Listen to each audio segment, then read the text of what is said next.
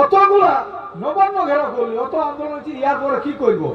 এই জন্যই ডেকেছি হুলহুলির টাইম। এই হুলহুলির টাইমে 20 লক্ষ লোকের গ্যাদারিং হবে। আসামে আসবে লোক, উড়িষ্যায় আসবে, ছত্তিশগড় আসবে, ইধারে আমাদের গোটা ঝাড়খণ্ড, উড়িষ্যা আর বেঙ্গল। বেঙ্গলের আলিপুরদুয়ারে বলেছি, আলিপুরদুয়ার, এদিকে বালুরঘাট, মালদা, বাংলাদেশে কুর্মীরা আসবে।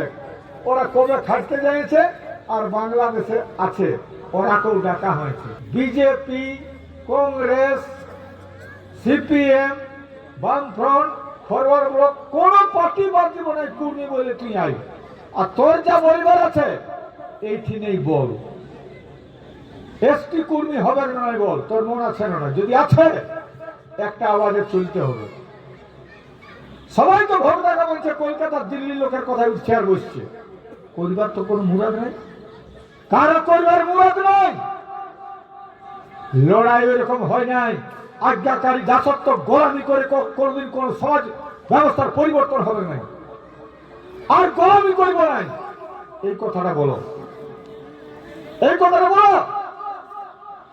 আজ এই সরকার, পশ্চিমবঙ্গ সরকার বলেছিল আমি পাঠাই দিচ্ছি, এখনো তক পাঠাই নাই। এরা বলছে অজিত মাহাতো ভোটে কেন দেওয়া হলো। আরে ভোটে দাঁড়াবার কথা ছিল না, আমাদের ভোটে দাঁড়াবার কথা নাই। এখনো বলছি কথা নাই, কিন্তু একদিকে বিজেপির নেতারা বলছে কুর্মীদের কাপড় খুলবো, আর একদিকে বলছে না কুর্মীরা ভোট দেয় নাই। লজ্জা লাগছে না? যারা তোর পার্টি করিস, তোমাদের প্রতিবাদ করার দরকার ছিল না। নাই, এটা অজিত মাহাতোকে প্রতিবাদ করতে হবে। কেন আমরা প্রতিবাদ করবো? তোমাদের প্রতিবাদ করা দরকার। এই জন্য বলছি, আমি বলছি বারবার, রাজনীতি করুন, রাজনীতির গোলামি করবেন নাই। বিশ্বাস থাকা দরকার। অন্ধবিশ্বাস ভেরি ব্যাড থিং। অন্ধবিশ্বাস ভেরি ব্যাড থিং। অন্ধবিশ্বাস মানুষকে ব্লাইন্ড করে দেয়, বুঝতে পারে নাই, চিনতে পারে নাই। নিজের কাকার বেটাকে বুঝতে পারছে না। একটা ঘরে 4টে আনগা, একটা ঘরে 4টে আনগা হয়ে যাচ্ছে, একটা ঘরে 4টে লোক ভোট দাঁড়াচ্ছে, আর 40 ধার কারো সঙ্গে আশা বন্ধ হয়ে যাচ্ছে। কেন? রাজনৈতিক বিভাজনের শিকার কুর্মীরা। রাজনীতির বিভাজন কেন হবে? আজকে বুঝুন সেইটা। যাদের মধ্যে লেখাপড়া আছে, চিন্তা আছে, যারা একটু বুঝতে পারছেন, সচেতন ব্যক্তি রেখে দাঁড়াতে হবে।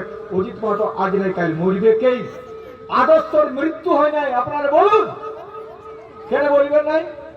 যে সারা আমরা আমাদের উপর রাজনীতি কিভাবে ছড়ি ঘুরাচ্ছে। রাজনৈতিক বিভাজনের শিকার। আপনি রাজনীতি করুন, গোলামি কারো করবেন নাই।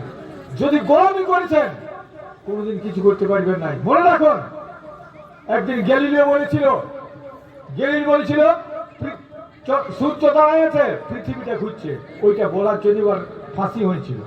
300 বছর পরে সত্য প্রকাশ হইল যে না, ওর কথাটা সত্য। রাজনীতির 5 বছরের ভোটে সত্য আবিষ্কার কোনদিন হতে পারে নাই। এমএলএ হতে পারে, এমপি হতে পারে, আরো কোন হতে পারে, সত্য ওর দ্বারা কোনদিন আবিষ্কার হতে পারে নাই। ভোটে এমপি হয়, এমএলএ হয়, ভোটে সত্য প্রতিষ্ঠা কোনদিন হবে নাই।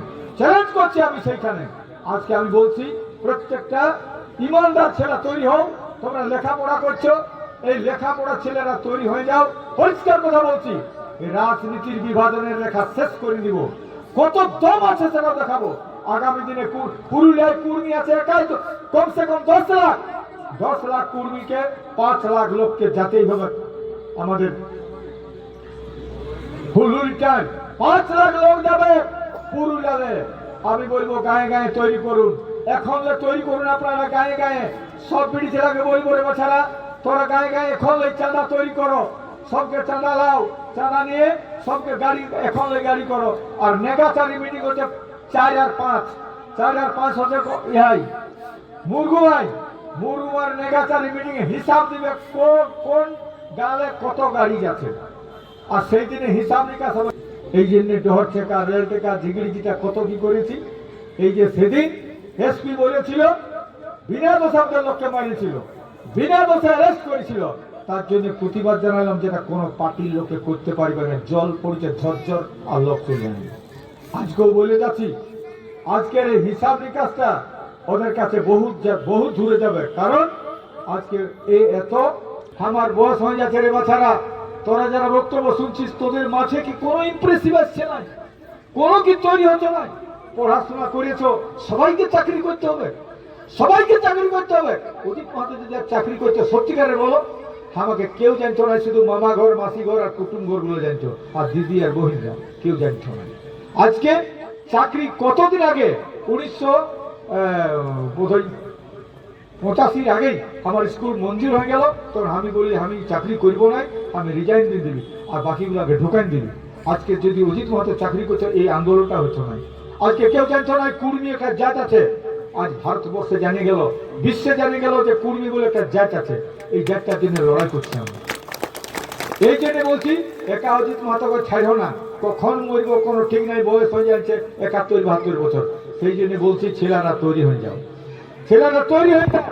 আগামী দিনের লড়াই একটা কিন্তু হবে কি, এই লড়াইটা আমি বলছি গণতান্ত্রিক লড়াই। একদিন মহাত্মা গান্ধী বলেছিল করেঙ্গে ইয়ে মরেঙ্গে, ঠিক নেই? সরকার যদি কিছু না করে, এই ভাবনাটাই নিয়েছি। দুদিন বসে চর্চা হবে, তারপরে দেখা দেখি হবে। দেখা দেখি মানে পরিষ্কার দেখা দেখি সরকারকে দেব। আরে সরকারের সংবিধানে লেখা আছে একটা জাতির জাতিসত্তা বাঁচবে। কি করে কুর্মী জাতিসত্তা বাঁচবে? তার ধর্ম বাঁচবে কি করে, তার সংস্কৃতি বাঁচবে কি করে, তার ভাষা বাঁচবে কি করে? ভারতবর্ষের সংবিধানে লেখা আছে। আমি সংবিধানের বিরুদ্ধে যাচ্ছি নাই, সংবিধান রক্ষা করতে বলবো। কেন হবে, কেন পাবো না, কেন পাবো নাই? আজকে যদি বিরোধিতা করে সেটা আরো হিসাব নিকাশ হবে।